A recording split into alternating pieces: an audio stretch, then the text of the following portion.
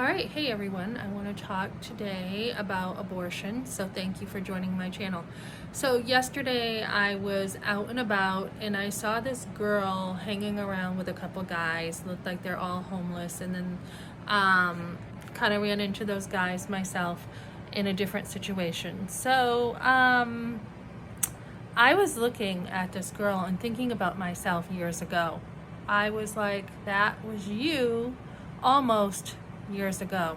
So years ago, I was dating this guy, and he was not the best influence at all. He was not good for me, but I was like, oh, he's different type of guy than the nice guy I was dating. I was dating my first boyfriend, a nice guy. He was a basketball player. He was very good, and I used to go to his games in Pittsfield, New Hampshire. So when I found out I was pregnant and felt tricked with a condom breaking that he reassured me would be okay, everything went out the door. I mean, everything broke from, being taken to a clinic to have the abortion to the relationship just ending, just boom, just like that. There was no conversation, there was nothing.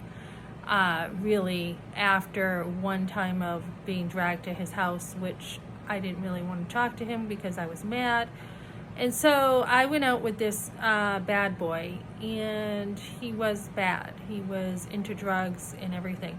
And I was thinking about myself back then, and I'm like, what were you thinking? I mean, I graduated early from high school while I was skipping school with him. I was skipping school. I remember one day he picked me up from school because I was still in school, and I remember I was even though I graduated early, I wasn't really into the school scene.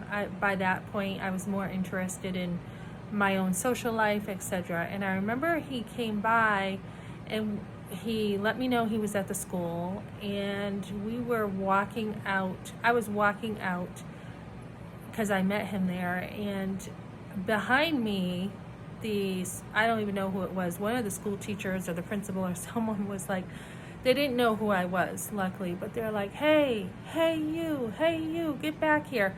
And I just ignored them and kept walking, and nothing ever came of it. But we had hitchhiked, and we had done, I hung out with him, and I'm thinking, Melissa, that was you. That was like, you had nothing. I mean, like, on the inside. I mean, obviously I had school, and I had activities I had been in, and I had a job, and there was materialism and stuff in my family, but I was on my own with this guy, and I really felt like I had nothing. I was just hanging out with the wrong group. And we were in Pittsfield one day, and there were drugs, and I never did drugs because my father kept me from that.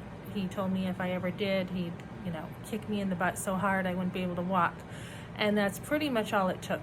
So while they were talking about drugs next to me, I just never ever did drugs. And people will ask me today, you've never done drugs? I'm like, no, no way. And I have people around me saying, hey, do you want, you want to try this? You want to do this? I'm like, no, I don't do drugs, and I'm proud of that. So, yeah, I mean, I remember feeling as a teen girl at 16, feeling like I just was trying to find my way and trying to figure things out. So I could relate to this girl I saw yesterday, and heaven forbid, I mean, I could have been, it could have been worse. I could have been homeless. I could have been on the streets with this guy. Who knows? So what I want to talk about is the abortion debate. I just had an email sent to me of this person talking about what's going on out there in the workforce. We have girls being handed $4,000 or more to move out of state in a friendly abortion state to go get an abortion, and the jobs are paying for it, like Target and other places. They will pay for a woman to go get an abortion. Now, I remember when, this was all, swept under the rug. I had no emotions with the abortion. It was just move on and live your life. And it wasn't until I had my firstborn son that I felt like I felt I had somebody to love now. I felt like I had something given to me that was very special. And what they're saying is that when a girl needs this, when she becomes a mother, she matures, her character changes, she becomes a better person. And I think for the most part, this is true. If you let it happen, there will be maturity, you will grow, and motherhood saves you from so much. I mean, I just remember something small, like I was at the ocean with my family one day, and I was telling my kids not to go out too far into the ocean because they could, they could be taken under by a wave. And it was actually my older son who I was like close to him, and I was starting to get out there too far, and I'm like, hey, help, and he grabbed my hand, and he helped me. But like a million little ways, your kids will save you. And I know there's a verse in the Bible that women will be saved by being homemakers and childbearing, etc. It doesn't mean that if you don't have children, you're not going to have salvation.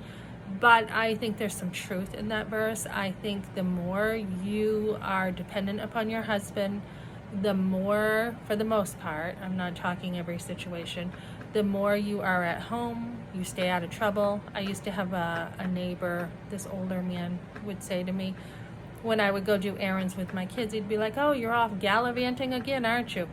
And he would laugh at me because I was always out and about doing stuff for my family.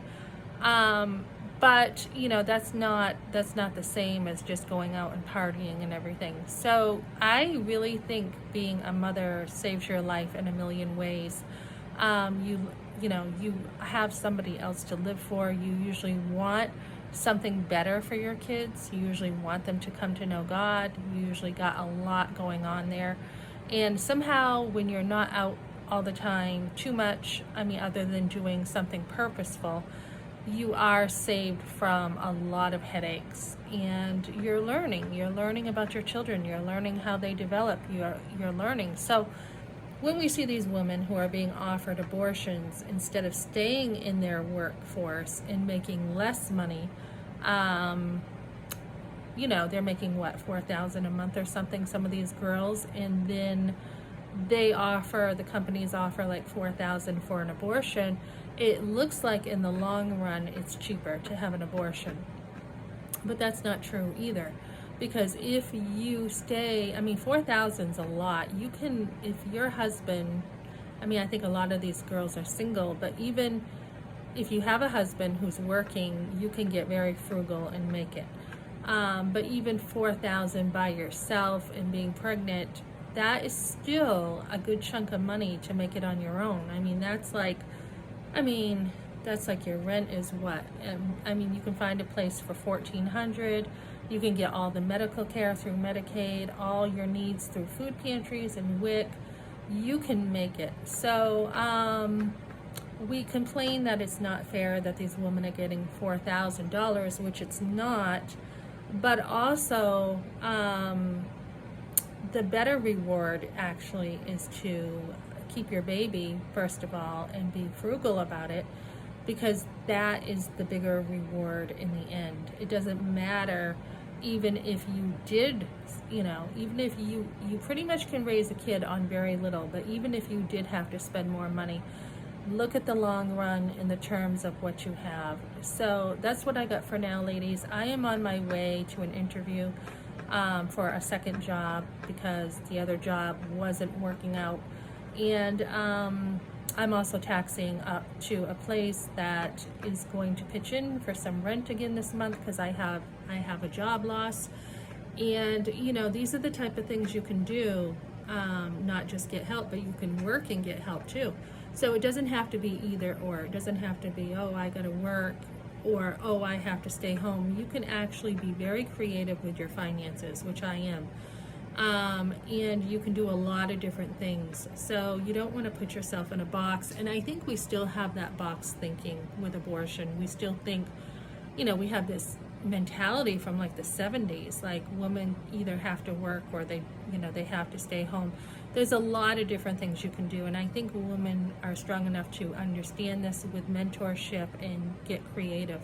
So that's what I got for today. Don't throw your baby away. Find different ways to make it work.